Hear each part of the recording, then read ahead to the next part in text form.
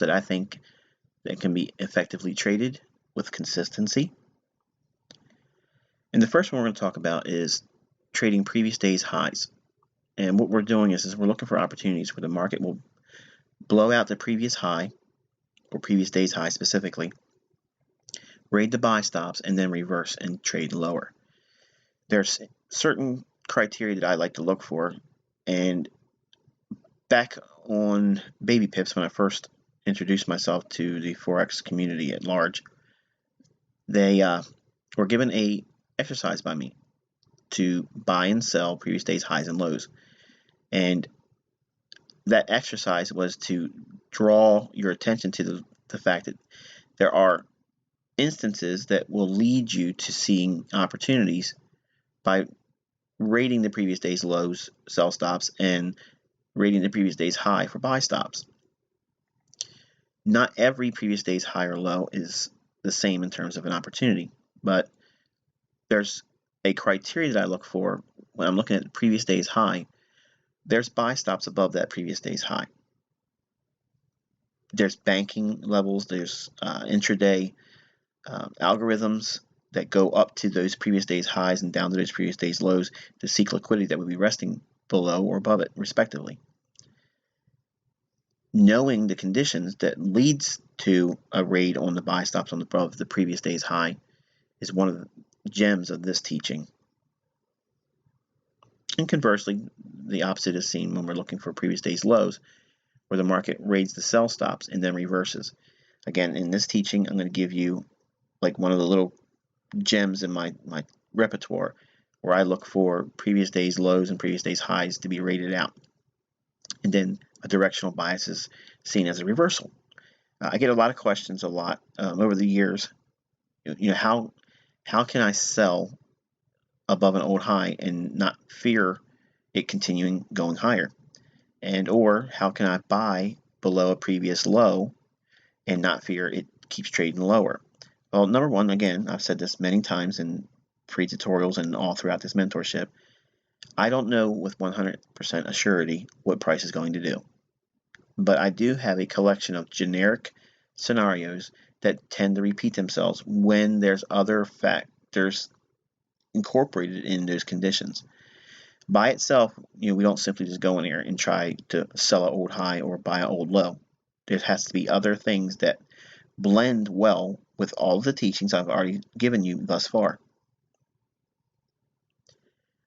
Another reversal I like to trade is the intra-week high, where the market trades above the highest high it's made for the week so far, raids the buy stops, and then reverses. Now, as I give you these scenarios, I want you to think in terms of those weekly templates I provided you in earlier months.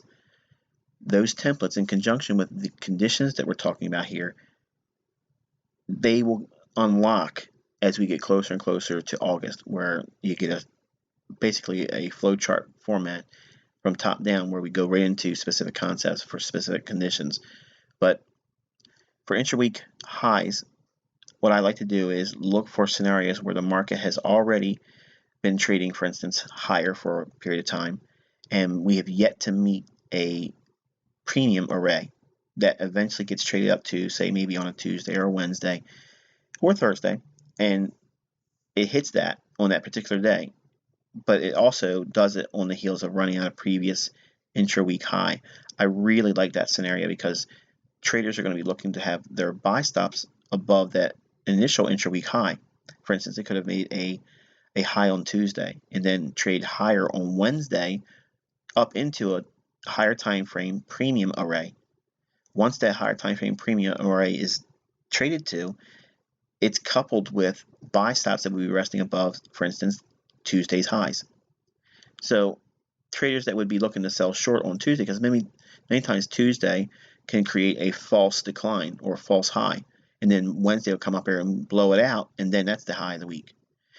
Think about those weekly templates. This is one of the scenarios I like to look for, and those raids on those buy stops, I'm going to be selling right into that same liquidity pool, just like the banks will. Okay, opposite is obviously seen in the form of an intra-week low, where we see the lowest low on the week be violated on the downside and the sell stops be rated, and the market reverses. Now again, for day trading purposes and scalping, these are really high odds trades where even if it doesn't continuously move higher as a reversal, many times you get a tradable bounce that is 30, 60, even 80 pips, depending upon what type of market environment you're looking at or what you're trading in at the time. But the weekly low that's formed in the middle of the week, now that could be Monday, it could be Tuesday, it could be Wednesday, it could be Thursday. Whatever that low is, if it's traded down below it into a higher time frame discount array, that coupled with the running out of a previous intra-week low to take those sell stops out for those individuals that want to try to capture a long, they're going to be premature many times. And the market makers will engineer liquidity for that very thing to happen. So, for instance, if there was a low of the week on Tuesday and it rallies up, but then Wednesday it trades down below Tuesday's low, but then on that Wednesday it hits that higher time frame discount array. It could be a fair value gap on a daily chart. It could be an order block on a weekly chart. It could be anything on the higher time frame PD array matrix. That is a wonderful opportunity to look for a reversal intra-week. Intermediate term highs. Now this is going to be a little bit longer term. It may be a high of the previous week or a week before it. So it's going back a little bit more in terms of time. And what we would be looking for is a run above an old high, basically. And those buy stops that would be resting above that old high, they would be rated, and the market reverses. Now, this can be a little bit tricky because the old highs and old buy stops that would be resting there, or just above it, you have to look at the context of the marketplace at the time. Again, it's not just simply, okay, we're trading above an old high, so therefore, it's going to be resistance. Let's just sell it there. No, you have to look at what's the purpose, what's the storyline behind why price would be permitted to trade above that intermediate term high. Yes, they're looking to take those buy stops, but there's a storyline behind it. Is it pairing up those orders to go into an exit of longs, or is it going up there to engineer liquidity to put people on the wrong side of the marketplace and then go lower? Those ideas have to be at least considered when you're looking at it. So not every old high is one to be selling short at. Many times it's going to be trading through an old high and can continuously go through it. So you have to look at the context of the marketplace at your current time of analysis and weigh out whether or not are we in a move that's going to most likely continuously go through that high, or are we due to reverse because above that old intermediate term high fulfills a higher time frame PD array, or does it go above that high after a long prolonged uptrend where logical profit taking would be met? And obviously the reverse would be seen as an intermediate term low, where last week's low or a couple weeks ago, previous month, that type of scenario where price trades down below that old low and it raids the sell stops and then the market reverses. Just as we said with the intermediate term highs, we don't simply just buy the sell stops and anticipate a reversal on every old low. There has to be a context that's used. What's the storyline again? What is the purpose for the market makers to permit price to trade down below that old low? Is it scooping up sell stops to use as a exit for their short positions they've been in? Or are they looking to knock off those individuals that were already going long and they want to knock them out and unseat them and take their long positions over? Okay, New York session reversals. Now, when we look at New York session, generally it's a continuation. The characteristic of New York I like to view first and foremost is it's a continuation generally of what was already established in London. If London was a bullish rallying, making the low of the day, that means I'm going to be first looking for signs that there's a continuation on that move going higher from New York's open going into London's close. But there are instances where that if London created the low of the day, or what would be initial low of the day, it rallies up and goes into New York, but then New York reverses and goes lower, and then you end up having a lower close on the day. That occurs when the markets trade into a higher time frame premium array, in this case as I was outlining, or the reverse is seen. If London starts trading lower, creates the high of the day, then New York creates the low of the day, reverses, and ends up closing higher on the day, above all the range that was created in London. So there's New York session reversals. They occur when price eventually trades to a higher time frame discount or premium array.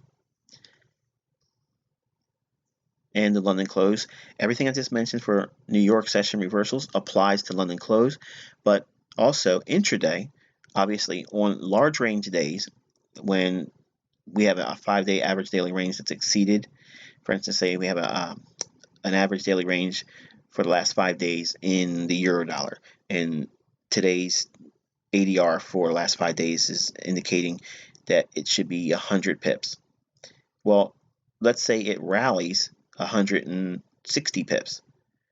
When we get into 10 o'clock and 11 o'clock in the morning, New York time, you can anticipate a London close reversal for the intraday scalp where price will want to come back a certain measure of that range, and we'll talk about that later on. But London close can be a reversal of sorts, just like I outlined for New York, but it also always has the potential to create an intraday scalp. But I like to only do it when the average daily range of the last 5 days has been exceeded at least 1.25 to 1.33%.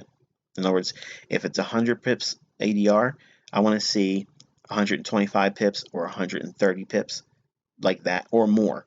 And then at 10 o'clock going into 11 o'clock, if I see some measure of weakness, or if it fulfills the numbers as we taught last lesson before this one, you'll learn that there is a measurable and tradable retracement back into the daily range. But I don't like to do that type of trade when the range is smaller than the last 5 days average daily range, or if it wasn't really explosive. The better trades are when the market has a real big extrapolation one-sided and it moves a lot real quick. Then at London close, you generally get a lot of profit taking on an intraday basis, and you can see some retracement of that total daily range. So when we're focusing for market reversals, we're looking for, number one, a clear indication that it wants to go the opposite direction. But let's look at each one of these a little bit more detailed. All right, trading previous day's highs and lows.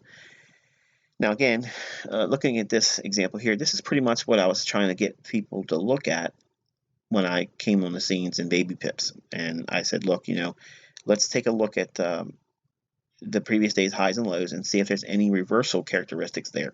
And again, it's to get people thinking about how the market moves after running buy stops and sell stops. For the most part, the neophytes that haunt these forums, they're always in confusion. They're always trying to figure out what they should be doing, and they're chasing things that don't lead to greater understanding.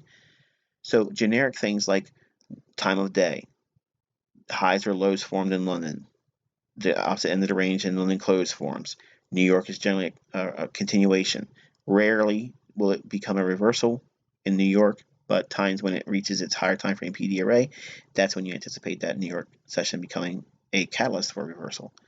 Well, when we look at previous day's highs and lows, every single trading day, you should always refer to how price traded today after the close in relationship to the previous day's range.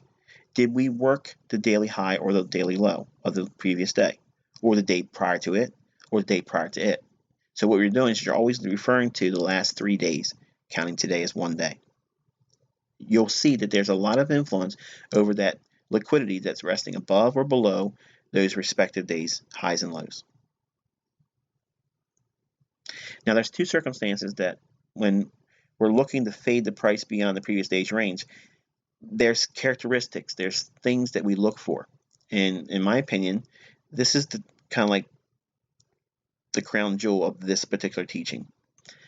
During expansion swings, there are smaller retracements that typically create opportunities where the previous day's low is rated, then price rallies higher. In opposing expansion swings, there are retracements that create opportunities where the previous day's high is rated, then price declines.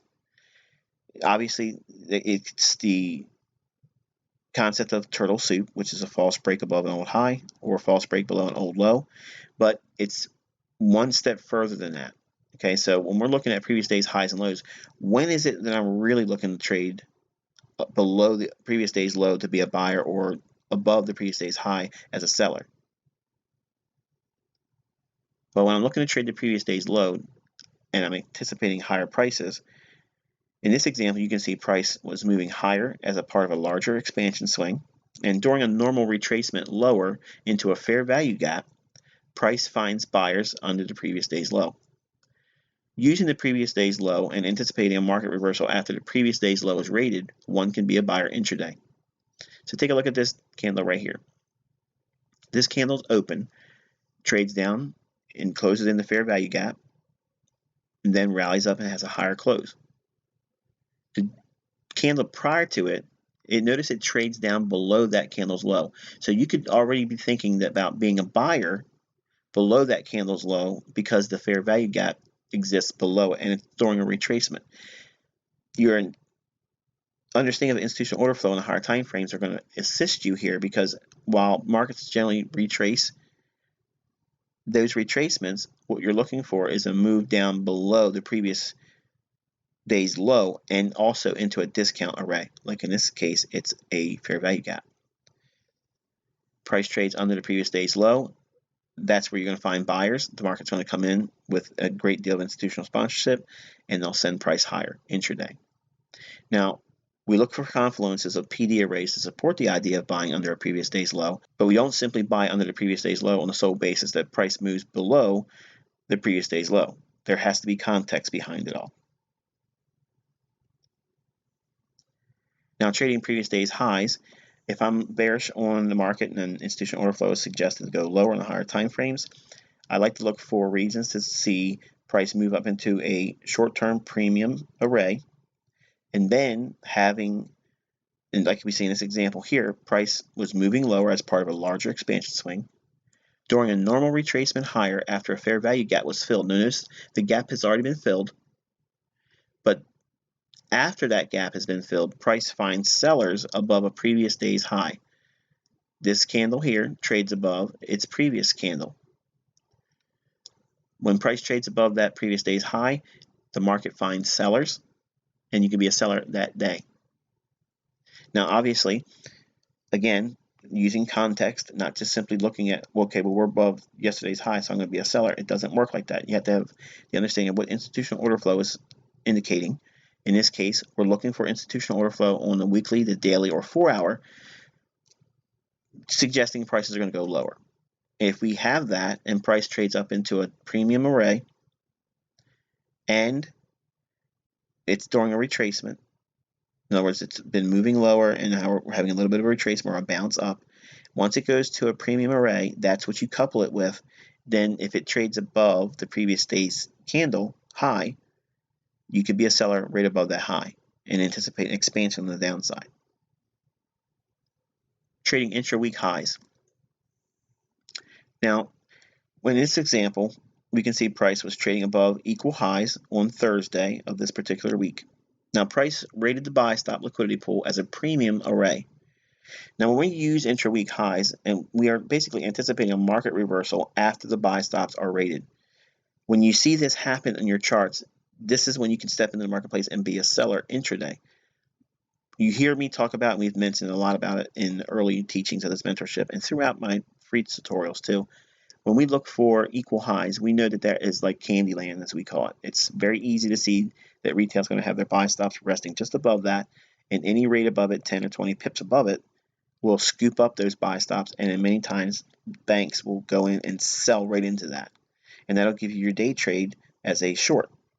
Now, obviously, like we said with everything else, we're not looking just to sell right above an old high or even old equal highs, because sometimes old equal highs can be just targets for a longer term price move higher. But when the conditions are suggesting that we're in a neutral state, in other words, we're consolidating, or we're getting ready to turn the tide if we go up to a higher premium array, which would be existing just above the equal highs in this case here. If we see confluences of PD arrays to support the idea of selling above an intra-week high, then we can step in as a seller at London or New York. But also think in terms of what price may be unfolding in terms of overlapping these reversal concepts. See, we have a Tuesday high, and then Wednesday had a slightly lower high, but it's basically equal highs. We know there's going to be buy stops above that. So on Thursday, price rallies above it.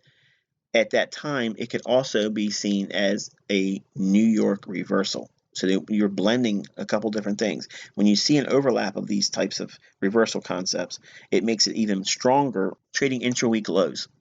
Now, in this example, we see price was trading below the equal lows on Tuesday of this particular week, and price rated the sell stop liquidity pool as a discount array. Now, if you look, I've shown a low that was from the previous week as the double vertical lines. That's a Sunday. You have equal lows on the previous Friday and on Monday. So those two equal lows are traded down through on Tuesday, violating that old low. So you have an intra-week low that can be blended in with the previous week's range as well, especially if the reversal occurs on a Monday or Tuesday, as we see in this case here. Now, using intra-week low and anticipating a market reversal after the sell stops are rated, you can be a buyer on an intraday basis. Now, again, like we just said with the intra-week highs, we're not just simply looking to be a buyer below an old low or below equal lows. There has to be a context. The move that drops down onto Tuesday below those equal lows that's formed on Monday and Friday of this example in the chart, that's trading down into a higher time frame discount array. When you're staring at intraday charts and you don't have any reference point on the higher time frame, you're going to miss these beautiful scenarios where you can clearly see where the manipulation is going to take place and where they're going to run the sell stops.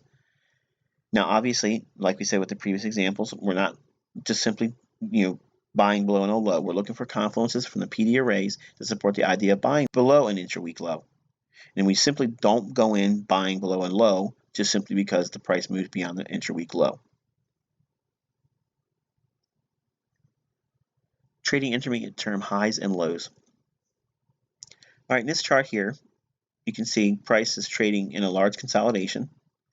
And the periods when the market is not trending one direction, they offer ideal conditions, for shorting above an old high and buying below an old low from a previous week or longer in time.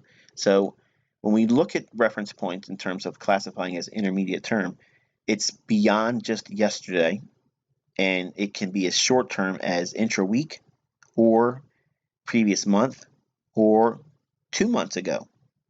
Old lows and old highs like that, they're gold mines, because think about who would be having their stop losses below or above those reference points.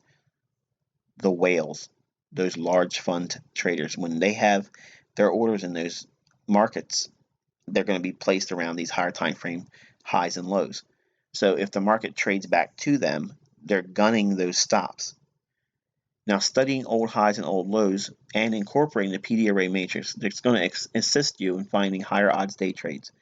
Now, the setups tend to present them more in terms of a dynamic response in price than that of just simply looking for what would be considered like an optimal trade entry or looking for a simple order block. Again, none of my concepts are panaceas, be all end all. They don't stand alone. They have to be blended with other things. So when you incorporate these setups with the PD array matrix and higher time frame institutional order flow, you're going to find dynamic reactions, and it's going to be always a bonus for you as a day trader because we need movement. We need to have displacement. We need to see a rapid movement to get paid before the end of the day. So we're always battling time, and we're always battling the uncertainty of whether or not we're going to get magnitude of our move. So while most statistics state that day traders don't make money consistently over time, because they, number one, they don't look for the conditions that are ripe for day trading. This week we had some instances where in our live sessions, we were able to call very precise what the market should be doing and where it should go next. There was other instances, once my objective for the week was met, you saw how I was off on my analysis, but I was not going into the marketplace and trading anymore. So that skill set comes by experience. You're not going to be able to do this just simply by taking these concepts and saying, okay, plug and play, I'm going to be good. It takes, a level of experience doing it for a while, seeing it, and developing a feel for it. And that experience factor can't be communicated in a teaching. It has to be earned, and you have to do that through time. Now, when the market lacks directional trend and one-sidedness, those conditions, they offer more opportunities to trade like this than not. So when traders that identify range-bound conditions see that in their charts, once you do this several times in practice, once you see it in examples in the past, when you find yourself, on a Saturday morning, wake up before anybody else gets up in the house and sit down with a bunch of charts. Like I used to do this for years before I had children. I loved it, but not that I don't love my children, but I love the fact that I could spend my time doing that, and I would be uninterrupted. I wouldn't have any distractions, and I could literally pour over charts and really build scenarios of why price went up here. Who would they knock them? Why would they knock those individuals out? What was the purpose of going up there? Because when I first started trading, I thought that buyers just stopped running out of buyers, okay, and then the market topped. And there's a lot of people still teach that premise in the marketplace. That's not what it is. The absence of the market makers selling it to them at a higher price, they don't offer it any higher.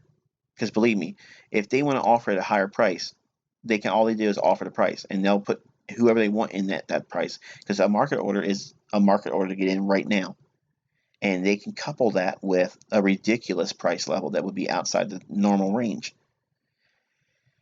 Once I understood what price was actually doing and the behind the scenes view of what takes place for runs on liquidity, the concept of reversal trading was much more, in my opinion, my cup of tea. I liked it, which is the reason why my London Open strategy became like my repertoire for Forex, because essentially what you're doing is you're looking for reversal patterns every single London session.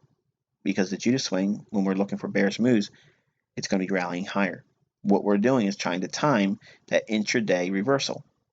So these reversal concepts are large in scale with intermediate-based ideas, as I'm describing here, but it also is minute to the point where we can reduce it to the London Open for Judas, the CME Open for the New York Judas, and Asia.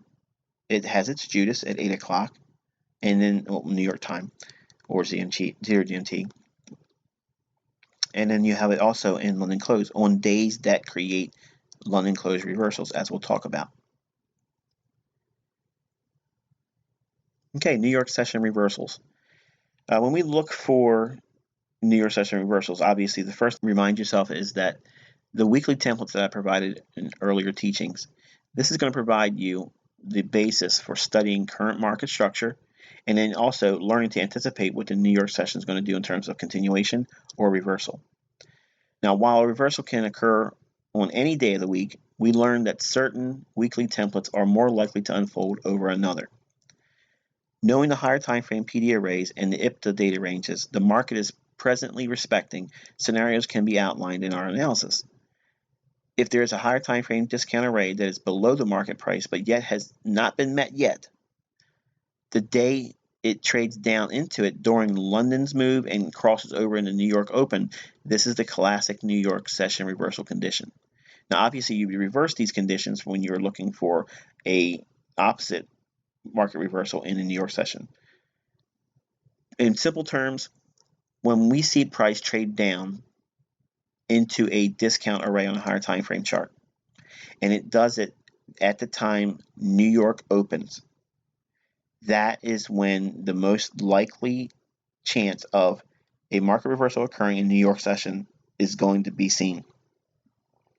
As long as New York has not traded down into a higher time frame discount array or up into a higher time frame premium array, New York session will always be slated as a continuation of that was seen in the London session. So in simple terms again, unless the New York session opens up at a premium array on the higher time frame or discount array on the higher time frame, New York will always be expected to be a continuation of what was seen in London. So if it's a high formed in London and we're expecting to be bearish, New York's going to be a continuation. That changes if London trades down lower and then crosses into New York, but New York trades down into a higher time frame discount array. Anticipate a market reversal going higher. Reverse is said when the London session creates the low of the day. It's been rallying up, crosses over into New York open, into a premium array. Once the New York session trades up into that premium array, expect a market reversal in New York session. Trade higher into that premium array just to go lower on the day. You expect that New York session reversal. The characteristics are simple, but what many of you are not getting is that you have to see it, you have to study it, you have to look at it. And if I give you one or two examples, it's not enough. You need to go find it in your charts and see it. Make notations, draw up some notes on your charts and look at them repeatedly, go over them over and over and over again.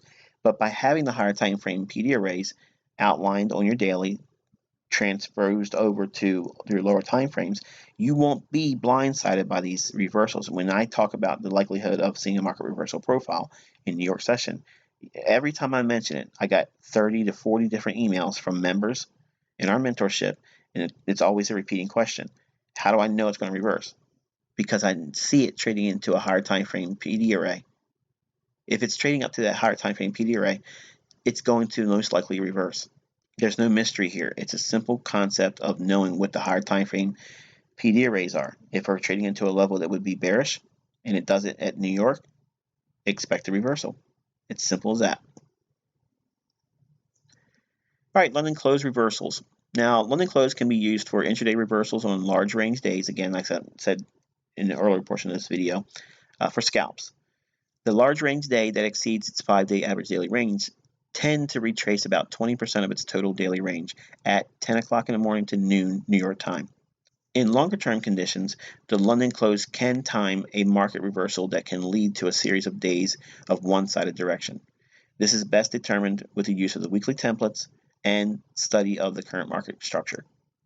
As I indicated in previous slide about the New York session reversals, the same thing applies to the London close time period as well. So everything that I mentioned in the previous slide about New York, just take New York out and then put in London close for all the things I said without having to repeat it all. But there are times when you anticipate the New York session causing the reversal, and then later on, London will go back to that higher time frame PD array and blow out the stops on the New York session, as you see here in this example. So always be mindful that even if you're expecting the New York reversal, London can come back and act like we see many times in London. London open, you expect a high to form. It creates a high, it trades down 30, 40 pips aggressively, and then it comes back one more time, knock those stops out, and then it sells off.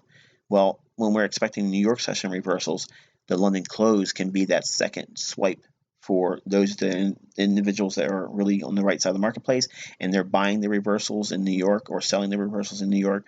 London close can many times go up there one more time or down there below to knock out those stops for those people that were right anticipating the New York session reversal.